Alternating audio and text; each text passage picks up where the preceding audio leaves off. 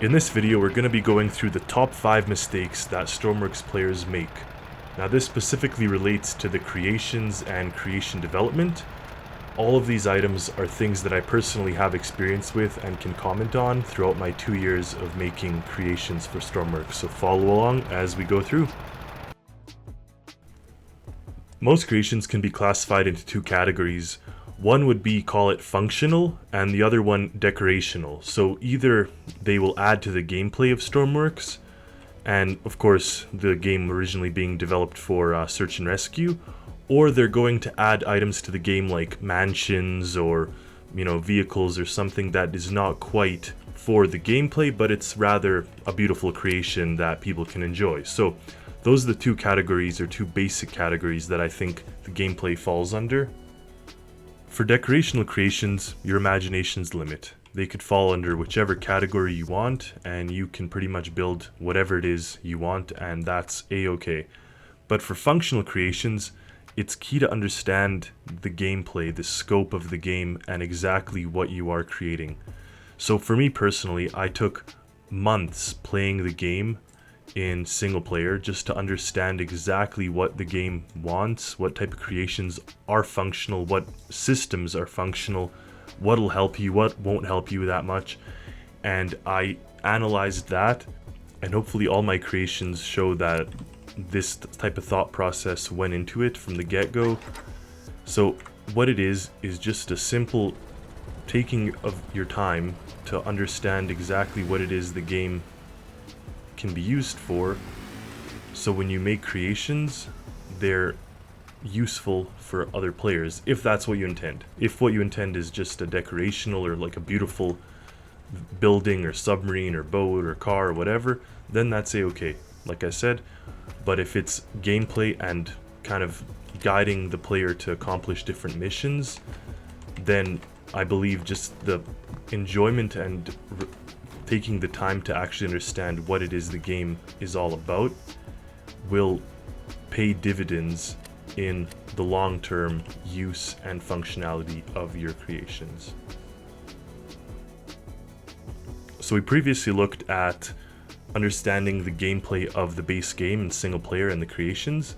Now for this item, it's to understand the actual components in the building workshop that you have at your disposal, and not overwhelming yourself by jumping into modding too first. Now, I do have some experience with the modding, and as you may know from my other videos, my preference is to stick to the base components. But that said, I do appreciate and understand where there is a benefit to the modding process. So for that reason, obviously, I do fully support creators that want to mod and kind of give the creations the most realism possible. But I think a key is understanding the base parts and how they fully operate and work before diving into how to get more out of it. I think you'll just end up overwhelming yourself with too much freedom before even seeing what the main game can give you. And then that point, once you know that, of course, the modding will give you a world of difference and creation detail that you'll not be able to do with just the base game. Undertaking Too Much. Now this one I'm particularly bad with, and this creation you see in front of you here, the MV Cochrane, almost did me in. I thought I bit off way more than I could chew. I ended up spending half a year trying to finalize this creation, and even that was pushing the bounds of what I wanted to be doing. Like, at sometimes I was bored and kind of like just too tired, didn't want to continue, and other times I was super stoked to see what the creation could bring. But at that point, I'd undertook too much, and it just drained me, and I took it easy as much as I could. I kind of made small little creations in the meantime to just settle and get a quick fix of creating, and then I'd leap back into the big creation. But just the amount of different things going on here, the macros, the controllers going on, and these 2 like internal components. I mean, I'm showcasing the creation, but just giving you an example. It felt like I was trying too much, and As sometimes I was like, should I just give up? Like, should I just stop and just kind of let it be and just stop this project? At certain times I'm like, no, I gotta finish it. I've already spent all this time, and I'm so happy I did. Truly, I'm so happy that I finished it. But it may be the last massive project of this caliber that I undertake. And of course, I've built like the OMA diving center, I've built the oil rigs and stuff, but just the dual, this ship especially, the dual areas, the kind of decrepit detail with the internal luxury areas, and all the macros and controllers that came with kind of these secret mechanisms that I have going on in the locks and things. It really did take a lot out of me, and I can see, and from my comments, that people are saying that they kind of take a bite of more than they can chew and kind of have an issue with getting to that final stage of their creation before they give up or get bored. So I guess with this item comes make creations that are within your attention span.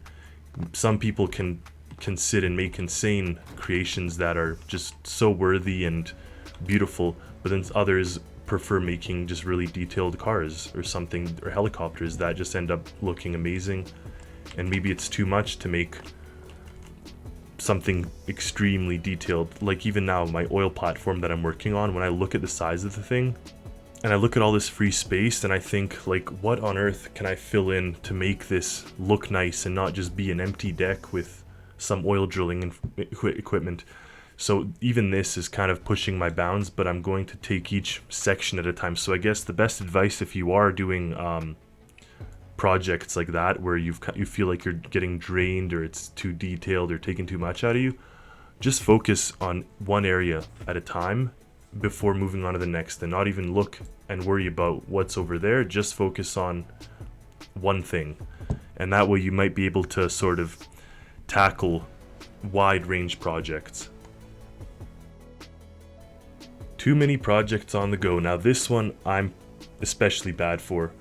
I sometimes overwhelm myself with just the amount of different creations I have, the different ideas I have. I have a document with like maybe 100 different ideas that I have planned, as well as half-started creations, some of which I showcased in a video of my kind of lost or dropped creations. And I'll tell you that when you have something like that, just so many things on the go, it's easy to get overwhelmed and think, you know, what's the point of continuing any of them, or you just focus on one and drop the other, instead of focusing your time on a creation that's truly worthy of your time. Instead, you kind of battle between getting started, and then once it's started, you're like, I don't need to do it, and you drop it even after spending time modeling it or creating it or coming up with an idea. So easy to get carried away when you have too many things on the go, too many ideas. It's much easier to kind of ride one out, be done with, and move on to the next. And on that note, I will make a video on how to kind of follow up or follow through a project like an engineer, how to treat a build like an engineer, plan and test all that stuff to sort of get you to that final end goal. Nothing makes me happier when people say that I've inspired them in the comments and that they're back into building because they saw my videos. Like, that truly is my ultimate purpose for making these videos, and I love seeing that type of reaction.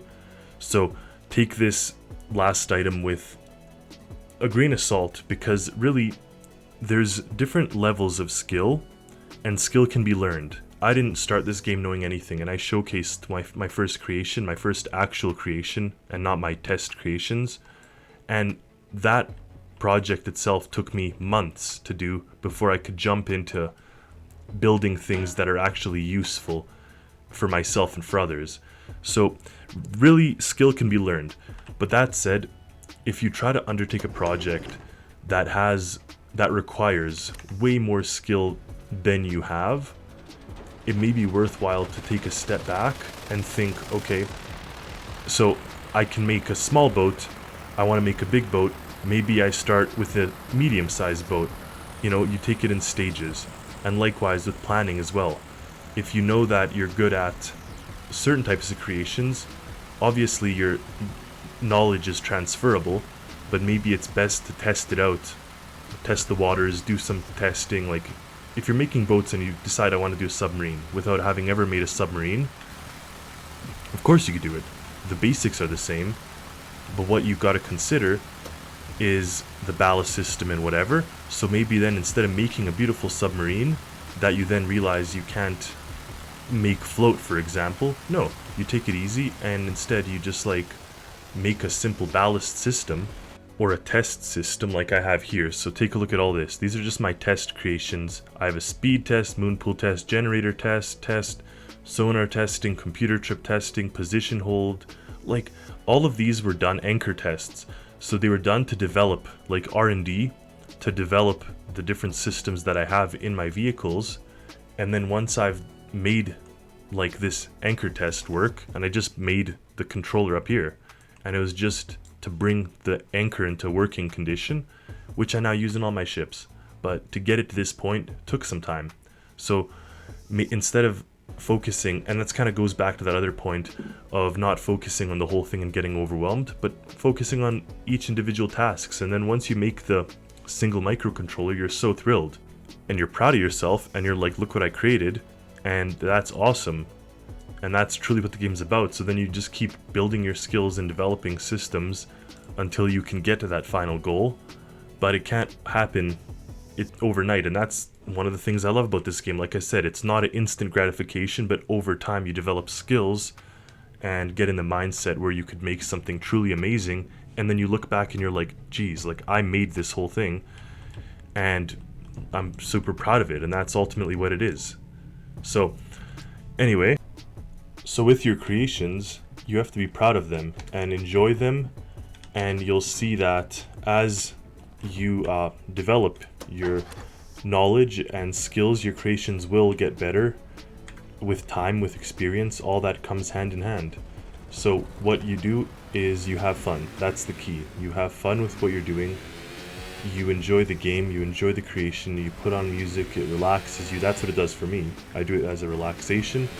So if you get to that level, then you're already winning, and there's no need to say, oh, I made a mistake. You just have to, so you don't have to be hard on yourself. That's what I'm trying to say. You be proud of yourself. You enjoy whatever it is you create, whether it's a simple boat or whether it's something truly spectacular. Whatever it is, you enjoy it.